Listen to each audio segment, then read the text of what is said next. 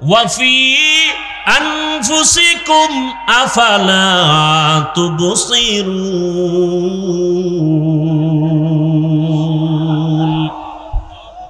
বান্দা তুমি নিজের মধ্যে একটু তাকাইয়া দেখো, কোথায় তুমি আল্লাহকে তালাশ করো। এত সুন্দর কণ্ঠ দান করেছেন, কণ্ঠ এত সুন্দর, যিনি কণ্ঠ দান করেছেন তিনি আরো কত সুন্দর। চেহারা অনেক সুন্দর, যিনি চেহারা দান করেছেন তিনি কে? সে আল্লাহ, না জানি আরো কত সুন্দর। এইভাবে সূর্য এত সুন্দর, চাঁদ এত সুন্দর, বানানে ওয়ালা না জানি আরো কত সুন্দর। আমল সে জিন্দগি বনতি হে, जन्नत भी जहन्नम भी।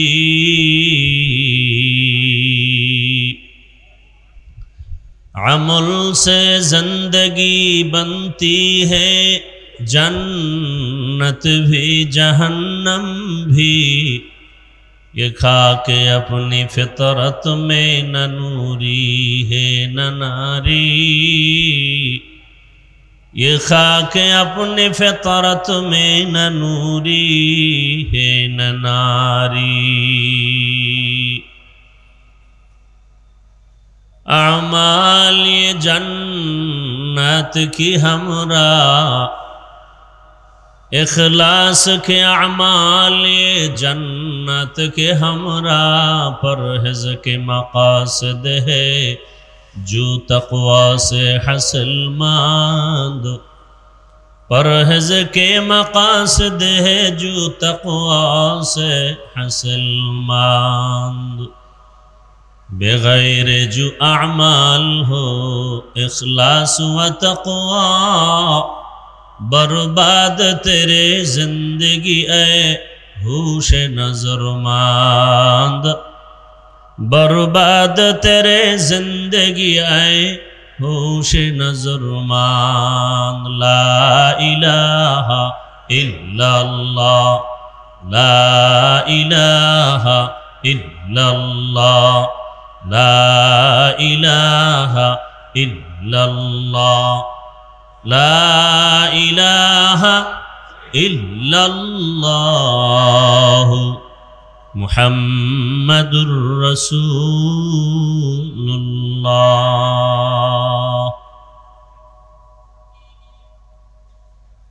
জাতীয় ওলামা মাশায়েখ আইম্মা পরিষদ কর্তৃক আয়োজিত আজকের এই জুলাই অভ্যুত্থান শহীদদের মাগফিরাত কামনায় এবং আহতদের সুস্থতা কামনায় আজকের এই ওয়াজ ও দোয়ার মাহফিল। উপস্থিত মুহতারাম সম্মানিত সভাপতি হযরতুল আল্লাম মাওলানা নুরুল হুদা ফয়েজি দামাত বারাকাতুহুম, প্রধান অতিথি মাননীয় ধর্ম বিষয়ক উপদেষ্টা ডক্টর আফাম খালিদ হোসাইন দামাত বারাকাতুহুম, অন্যান্য হযরত উলামায়ে কেরাম, আজকের এই মাহফিলে সকলের প্রিয় মানুষ আধ্যাত্মিক রাহবার হযরত পীর সাহেব হুজুর চরমনাই এবং নায়েবে আমিরুল মুজাহিদিন,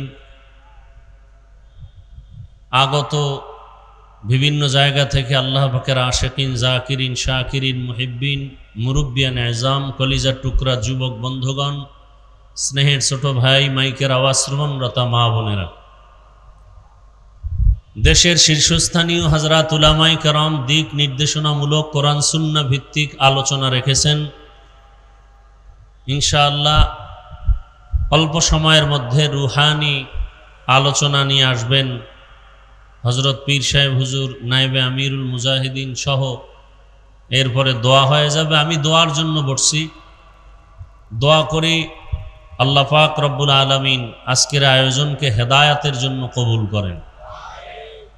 জুলাই অভ্যুত্থানে যারা দুনিয়া থেকে চলে গেছেন আল্লাহ তাদেরকে শাহাদাতের মর্যাদা দান করেন।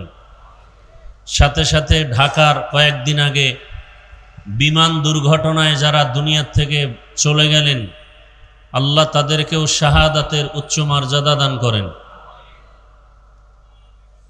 যারা বেঁচে আছেন অসুস্থ অবস্থায় আল্লাহ তাদেরকে সুস্থতার নেয়ামত দান করেন।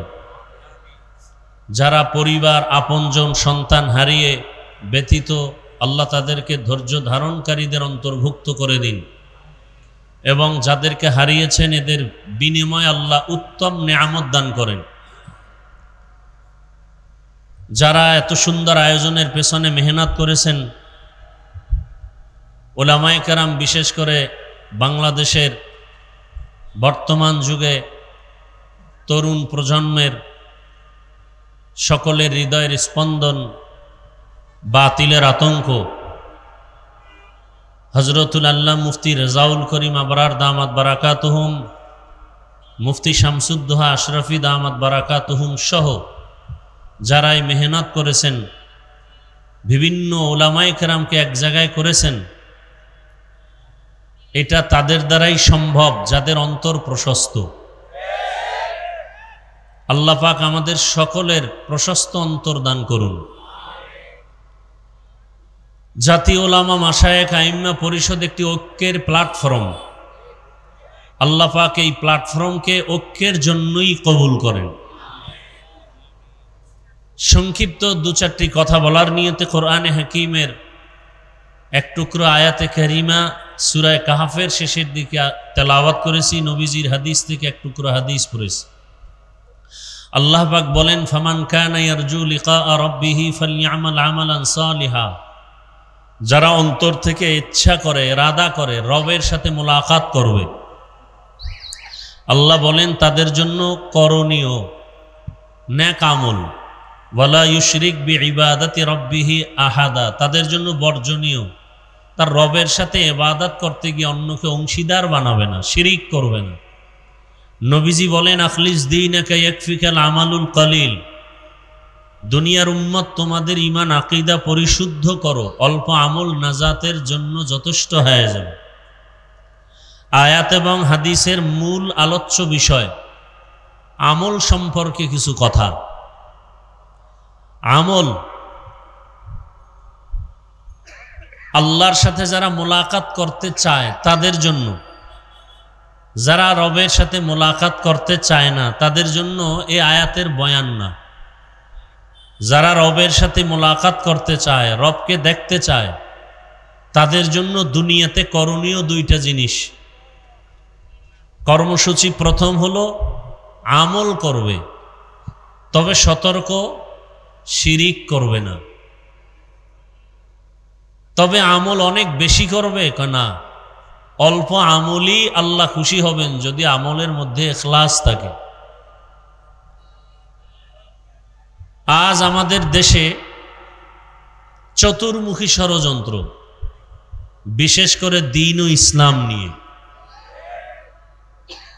এত পরিমাণ সাধারণ মুসলমান চূড়ান্ত বিপাকে পড়ে আছে। এমন একটা কাজ নাই, আমল নাই যেখানে কিছু আল্লাহর বান্দারা সন্দেহ সৃষ্টি করে নাই। কেউ নামাজে দাঁড়াবে, সেখানে সন্দেহ, হাত কোথায় বাঁধবে, নাভির নিচে না বুকের উপরে। জানাজায় দাঁড়াবে, সন্দেহ, আলহামদু সূরা পড়বে কি পড়বে না। নামাজে আলহামদুর উপরে আমিন জোরে বলবে না আস্তে বলবে, সন্দেহ। প্রত্যেকটা ঝামেলা যুক্ত। এর মধ্যে আবার সাধারণ মানুষ তো আমল করতেই চায় না। আবার কেউ বলে বেশি আমলের প্রয়োজন নেই, আমল লাগে না।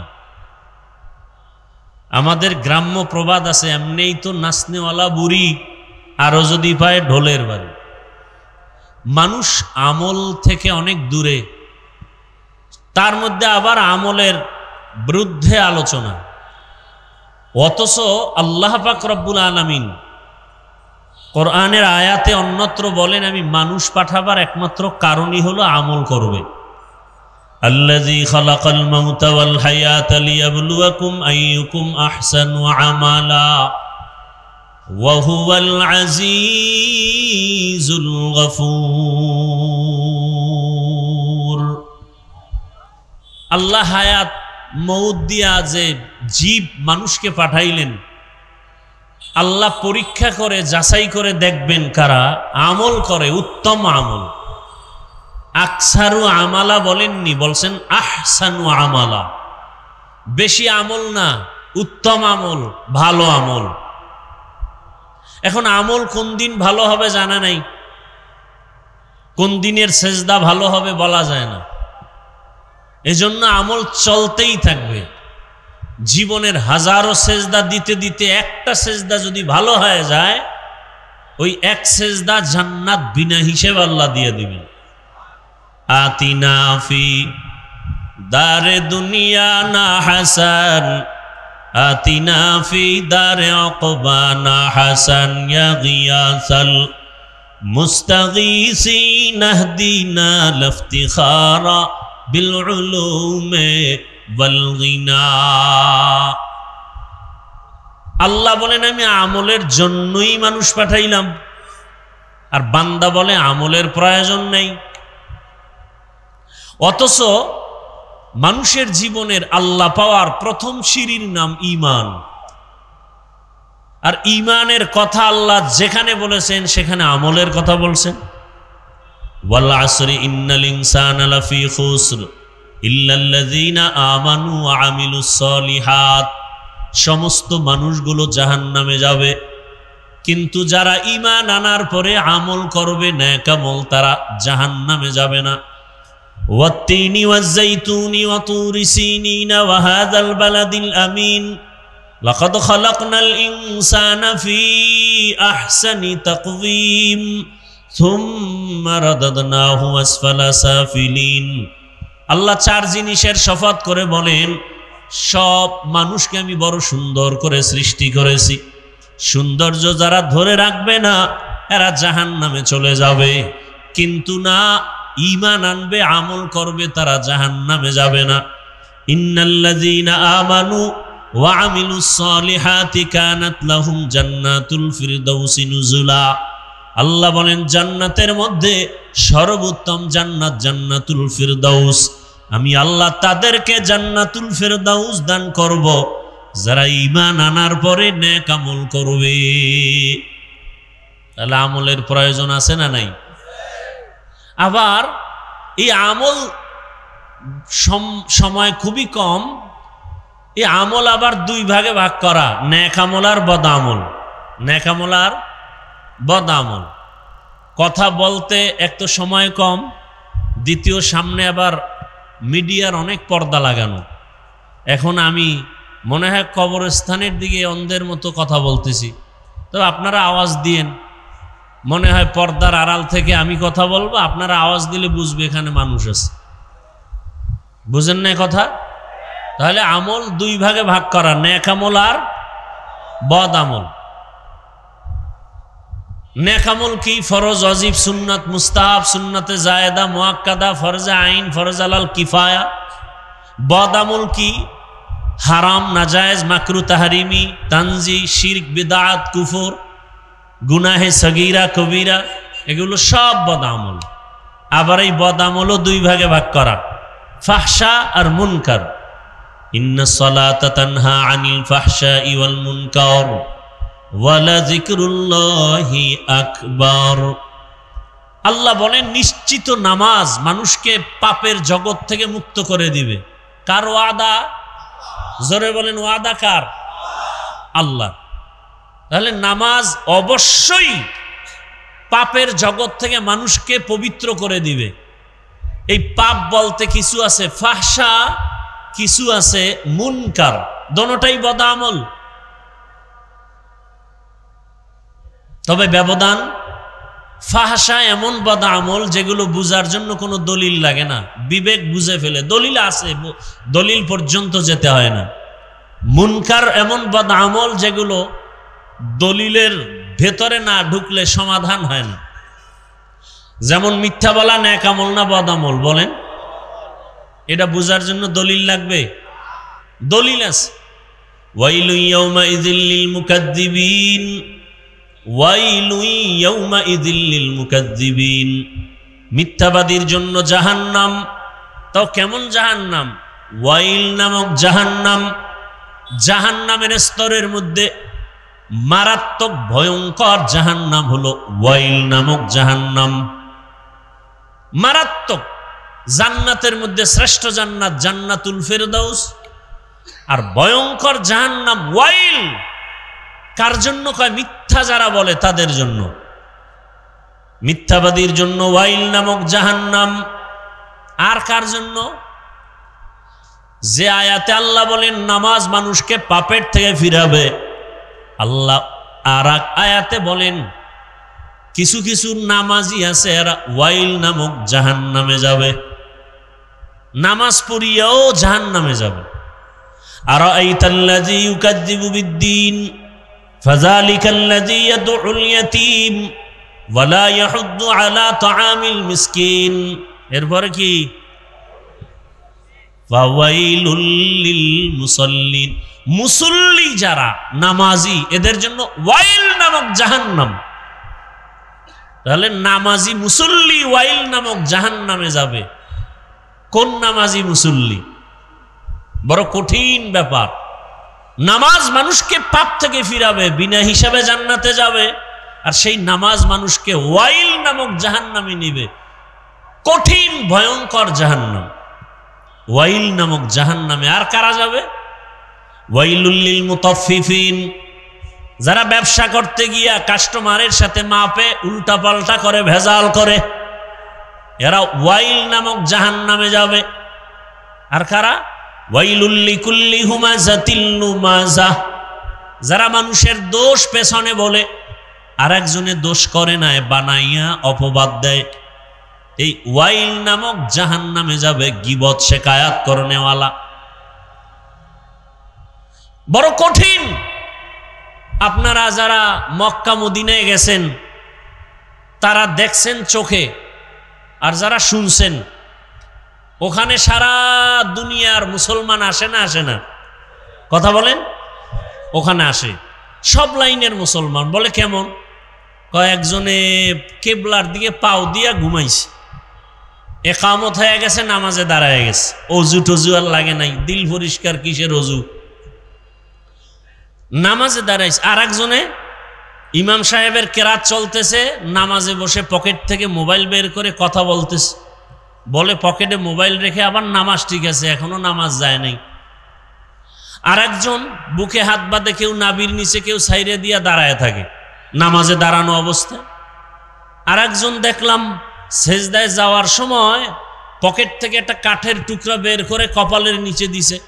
ইবলিস সেজদা দিয়া জমিন নাপাক করছে, অতএব ওই জমিনে কপাল ঠেকাই কেমনি? এটা কাঠের টুকরা বের করে। আমাকে বলেন, মক্কা মদিনায় সব মতাদর্শের মুসলমান এসে নামাজ পড়ে, কোনো ঝগড়া, দ্বন্দ্ব, গীবত শেখায়াত, মারপিট? সোনার বাংলায় এত বরকত, পিডাপিডিটা কেন? ঝগড়া কেন? আমার দেশে এত ঝগড়া কেন? টুপি নিয়ে ঝগড়া, হাত নাবিতে না বুকে বাঁধবে নিয়ে তর্ক বিতর্ক, আছে না নাই? সব ঝামেলার কারণ একটা, অন্তর ঠিক নেই। কি ঠিক নাই? বলেন না কেন? শরীরের ট্রিটমেন্ট করে, ডাক্তার দেখায় অসুস্থতার জন্য। এই শরীরটাকে ঠিক রাখার জন্য, পরিচালনার জন্য একটা মেশিন আছে, রূহ। কি আছে? আপনারা ঢাকার শহরে ঘুরবেন, বিভিন্ন বিলবোর্ডে দেখবেন, পত্রিকায় দেখবেন, অ্যাড দেয় কি? দিনকে বদলে দাও। কিকে বদলে দাও? দিন বদলে দাও। দিন, সারা দুনিয়ার মানুষ স্লোগান দেয় দিনকে বদলে দাও। আর সমস্ত আহলে হক উলামায়ে কেরামের স্লোগান দিলকে বদলে দাও। দিল, কিয়ামত পর্যন্ত দিন বদলালে লাভ হবে না যতদিন পর্যন্ত দিল বদলানো না হবে। এই দিলকে বদলানো মানে দিল বাইর করে আর একটা দিল ঢুকাবে না, দিলের কালার পাল্টাইতে হবে। দিলকে পরিবর্তন করার এই ওয়াজ মাহফিল, আল্লাহওয়ালাদের মজলিস হলো অপারেশন থিয়েটার। আহলুল্লাহদের সোহবত, আল্লাহওয়ালাদের নজর, আল্লাহওয়ালাদের নজরের মধ্যে পাওয়ার আছে, আছে না নাই? আল্লাহওয়ালাদের কথার মধ্যে আসর আছে। নোয়াখালী জেলার সন্তান টাকার বালিশ বানায় বাবায় ঘুমায়, সন্তান টাকা পয়সা ছেড়ে চলে গেছেন ভারত দেওবন্দ, লেখাপড়া করে বাইতুল্লাহর কাছে গেছেন, 7 ভাবে কোরআন পড়া যায়, কেরাতে সাবা। মসজিদে নামাজের দাঁড়ালেন, তেলাওয়াত শুনে মক্কাবাসী পাগল, ইমামতির জন্য রেখে দিলেন। এরপরে এক পর্যায়ে মেয়ে, সৌদির মেয়েকে বিবাহ দিলেন, শর্ত বাংলাদেশে নেওয়া যাবে না। বাংলাদেশের সবাই জানে কারি সাহেব হাকিকতে সর্বোচ্চ বড় একজন আলেম এবং আহলুল্লাহ, কারি ইব্রাহিম রহমতুল্লাহ আলাইহি উজানি। বাংলাদেশ, পাকিস্তান, ভারতের সব মাওলানা জেলাইনের হোক সবাই চিনে যে দেওবন্দের একজন আলেম, সর্বোচ্চ পদের বড় একজন আলেম রশিদ আহমদ গাঙ্গুহি। সমস্ত ভণ্ড বেদাতিরাও তার নাম জানে, চিনে। তার হাতে হাত লাগায়া কলবের চিকিৎসা নিছেন। টাকা পয়সার মায়া ত্যাগ করে একদিন তিনি ওই যে ইমামতি করেন বাইতুল্লাহর পার্শ্বে কোনো এক মসজিদে, রশিদ আহমদ চিঠি লিখলেন, বাংলাদেশে যাও, কালেমার খেদমত করো। চলে আসলেন দেশে। বিবি কি করবেন? আমিও যাব। বাবা মায়ের অনুমতি নিয়ে আসলেন। নোয়াখালীর জমিন বাদ দিয়া চাঁদপুর জেলার কচুয়া থানা উজানির জমিনে বিশাল বড় জঙ্গল ঢুকলেন। গিয়ে দেখেন জঙ্গলের ভেতরে একটা গম্বুজ, গম্বুজের ভেতর একটা বাঘ তার বাচ্চাকে দুধ পান করায়। কারি ইব্রাহিম বললেন, বাঘ, বনি আদম এখানে আসছে, তুমি তোমার গন্তব্যে চলে যাও। বলা মাত্র বাচ্চা কাঁধে নিয়ে বাঘ রওনা। কোথায়? কুমিল্লা জেলার একটা থানা আছে লালমাই। লালমাই থানায় একটা পাহাড় আছে যেটাকে এখনো লালমাই পাহাড় বলে। বাঘ সেখানে চলে গেল। এখন প্রশ্ন, কারি সাহেবের কথা বাঘ শুনে এটা কেমন কথা? যার কলব নাই, দিন বদলায়, কলব বদলায় না। এদের প্রশ্ন, কলব যে বদলানো প্রয়োজন এটাই বুঝে না, এটা বুঝার ক্ষমতাই নাই। তাকে আমি জিজ্ঞাসা করি, হাল চাষ করে গরু দিয়া গ্রাম অঞ্চলে আছে না নাই?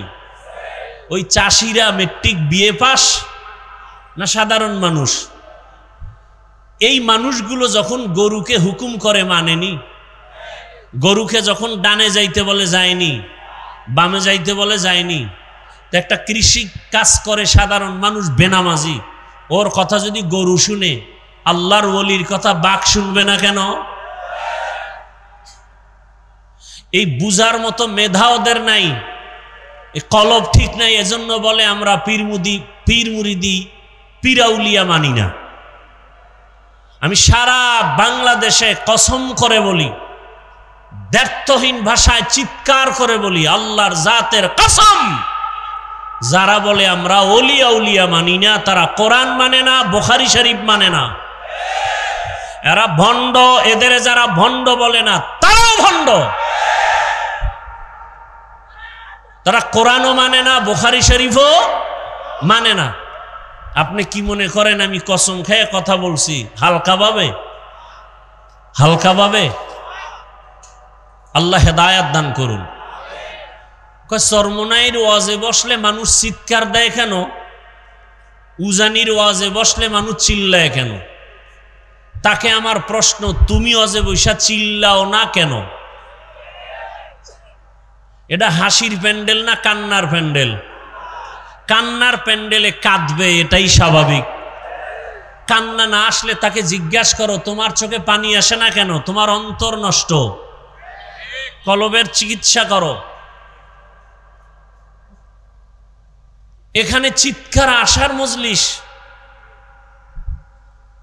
ইন্নামাল মুমিনুনা আল্লাযীনা ইযা যুকিরাল্লাহু ওয়াজিলাত কুলুবুহুম ওয়া ইযা তুলিয়াত আলাইহিম আয়াতুহু যাদাতুহুম ঈমানা ওয়া আলা রাব্বিহিম ইয়াতাওয়াক্কালুন।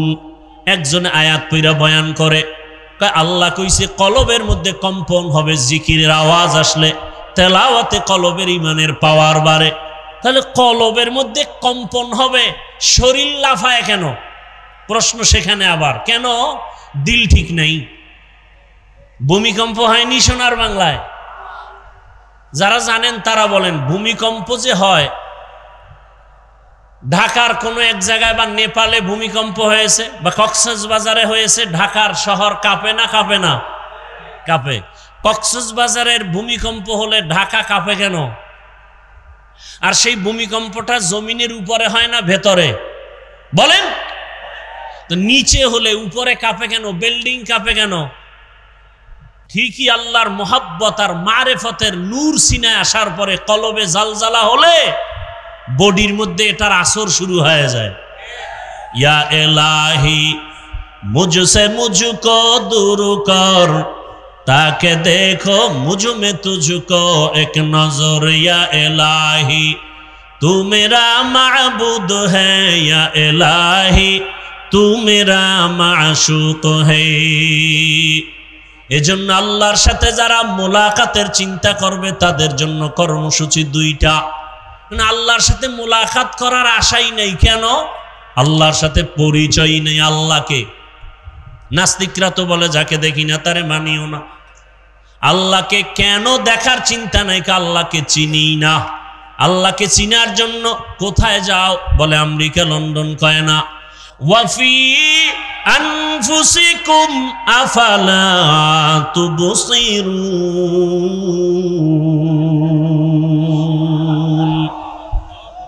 বান্দা তুমি নিজের মধ্যে একটু তাকাইয়া দেখো, কোথায় তুমি আল্লাহকে তালাশ করো। এত সুন্দর কণ্ঠ দান করেছেন, কণ্ঠ এত সুন্দর, যিনি কণ্ঠ দান করেছেন তিনি আরো কত সুন্দর। চেহারা অনেক সুন্দর, যিনি চেহারা দান করেছেন তিনি কে? সে আল্লাহ, না জানি আরো কত সুন্দর। এইভাবে সূর্য এত সুন্দর, চাঁদ এত সুন্দর, বানানে ওয়ালা না জানি আরো কত সুন্দর। তিনি কে? এভাবে যারা গবেষণা করবে, এভাবে যারা গবেষণা করবে, আল্লাহ পাকের পরিচয় আস্তে আস্তে যখন পাবে, তখন বান্দার মধ্যে মায়া বেড়ে যাবে আল্লাহকে দেখার জন্য।